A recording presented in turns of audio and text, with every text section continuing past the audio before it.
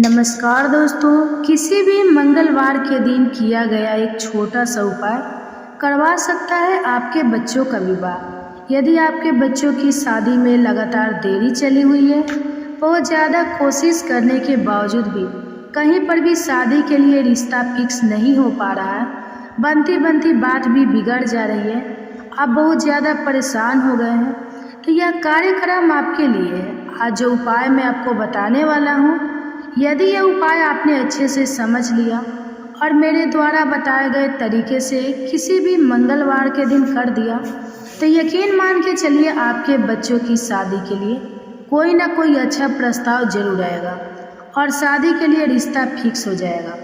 तो प्रिय साथियों, यह उपाय कोई भी कर सकता है। बच्चे यदि खुद करना चाहे तो खुद भी कर सकते हैं, लेकिन मुझे पता है आजकल के बच्चों के पास उपाय करने के लिए समय नहीं होता है। तो ऐसी सिचुएशन में ज़्यादातर तो जो उपाय होते हैं वह माता पिता को ही करना होता है।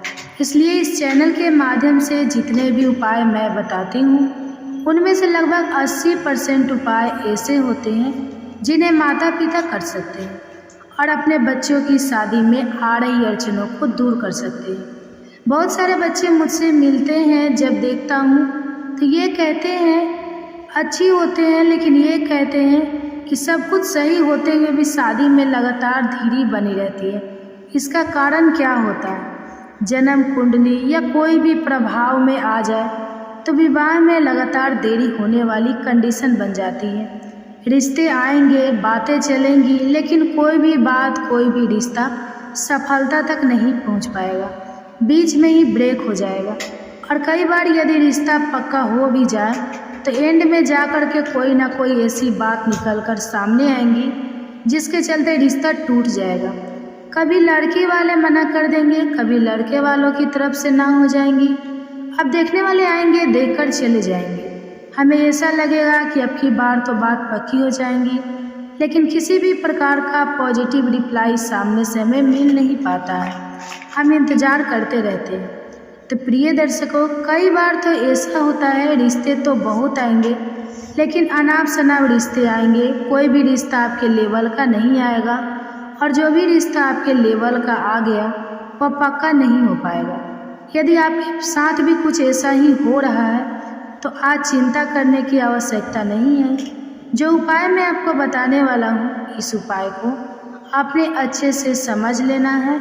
कार्यक्रम को आगे लेकर के चलूँ इससे पहले आपसे निवेदन करना चाहूँगा, यदि आप चैनल पर नए हैं और अभी तक आपने इस चैनल को सब्सक्राइब नहीं किया है, तो विवाह से रिलेटेड नई नई जानकारियाँ प्राप्त करने के लिए अभी इस चैनल को सब्सक्राइब कर लीजिए और बेल आइकन को भी प्रेस करके रखिए, ताकि हमारे इसी प्रकार की नई वीडियो का नोटिफिकेशन आपको मिल सके और वो वीडियो आप आसानी से देख पाए।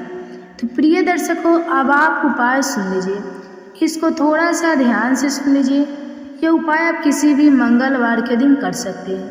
वैसे तो दिन में किसी भी समय ये उपाय किया जा सकता है, लेकिन सुबह के समय यदि ये उपाय कर लिया जाए तो अति श्रेष्ठ है। तो किसी भी मंगलवार के दिन सुबह के समय ही कोशिश कीजिए ये उपाय करने की। ये उपाय करने के लिए आपके पास क्या सामग्री होनी चाहिए और किस विधि से करना है, इसको भी ध्यान से सुन लीजिए। आपके पास मसूर की दाल होनी चाहिए। मसूर की दाल समझते हैं, कहीं पर इसको मिश्री की दाल भी बोल देते हैं, कहीं पर इसके मसूर की दाल बोलते हैं। तो देखिए, आप इस फोटो को देख लीजिए और इसकी पहचान कर लीजिए कि मसूर की दाल कैसी होती है। तो इसी प्रकार की मसूर की दाल आपने लेनी है, ज़्यादा नहीं लेनी, थोड़ी सी लेनी है, और इसका आटा बना लेना है। अब आटा कैसे बनाओगे? आपके घर में मिक्सर होगा, मिक्सी होगी, इसके अंदर इसको आप पीस लीजिए, इसका आटा बना लीजिए। जिस प्रकार से गेहूं का पीसकर आटा बनाया जाता है, जिस प्रकार से चने की दाल को पीस करके बेसन बनाया जाता है, इसी प्रकार से मसूर की दाल को पीसकर इसका आटा बना लीजिए। कितना सा आटा जिसकी सहायता से एक रोटी बन जाए, बस इतना सा आटा बना लेना है और उसको गूंथ कर आपने एक रोटी बनानी है। क्या बनानी है? एक रोटी बनानी है। और रोटी भी कैसी बनानी है? एक साइड से थोड़ी सी कच्ची हो और एक साइड से पूरी पकी हुई होनी चाहिए। यानी कि कच्ची पकी रोटी आपने तैयार कर लेनी है। कच्ची पकी रोटी तैयार कैसे होगी? आपको तवे पर ही इस रोटी को सेकना है, अग्नि पर नहीं रखना। जब आप गैस पर आप रोटी बना रहे हैं तो गैस पर आपने इस रोटी को नहीं सेकना है, केवल तवे पर ही रखना है। तो एक साइड से यह कच्ची रह जाएगी। अब यह कच्ची पकी रोटी आपने तैयार कर ली।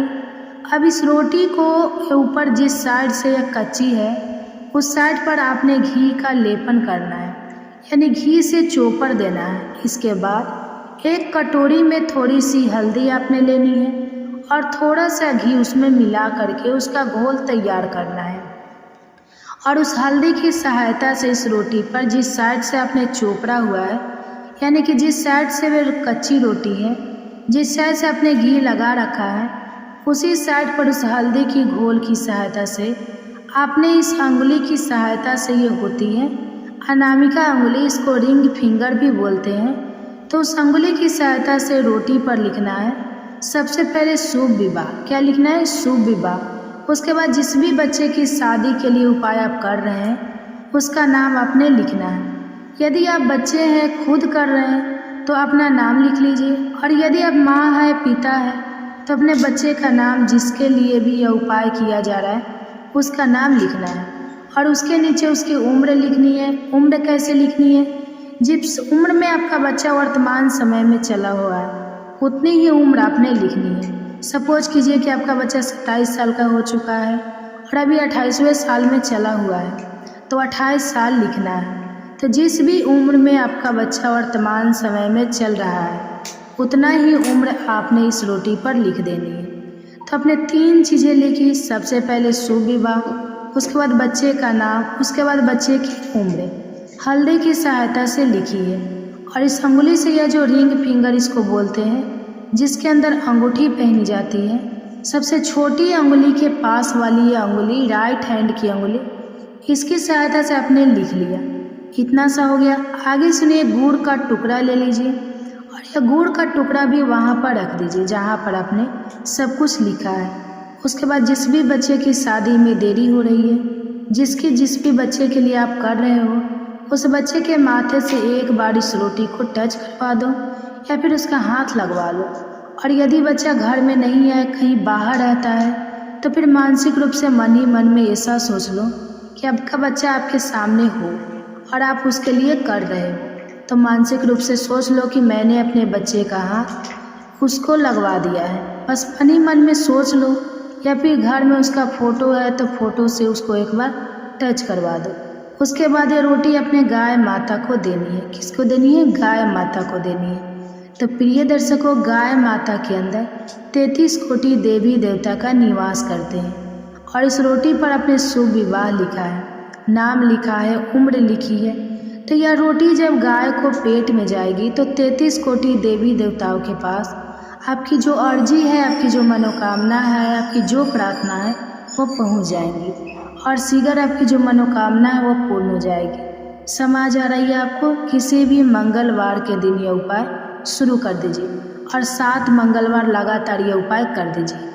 यदि बीच में कोई मंगलवार छूट जाता है किसी कारण से, तो भी चिंता करने की आवश्यकता नहीं है।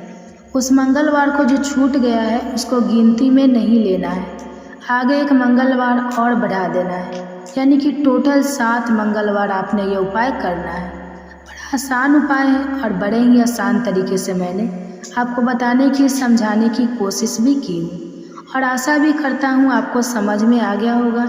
यदि फिर भी समझ में ना आया हो तो इस वीडियो को एक बार दोबारा से फिर देख लेना, आपको अच्छे से समझ में आ जाएगा।